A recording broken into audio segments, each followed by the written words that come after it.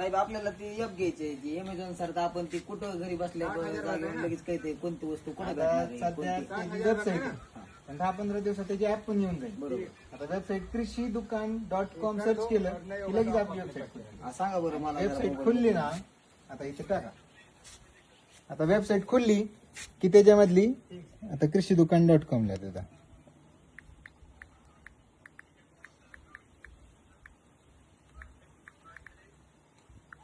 कृषीदुकान.com लिहिलं की आपली वेबसाईट खुलती.